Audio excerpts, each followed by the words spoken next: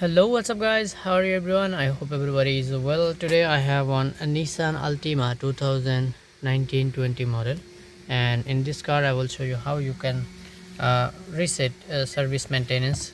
Okay, so first of all, press like this.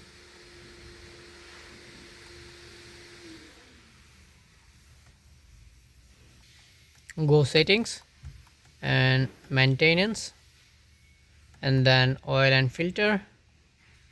Go reset 5000 kilometer. Okay, confirm reset. Yes, finish. Now reset, off on. So maintenance light is gone. Okay, thank you. It's very easy.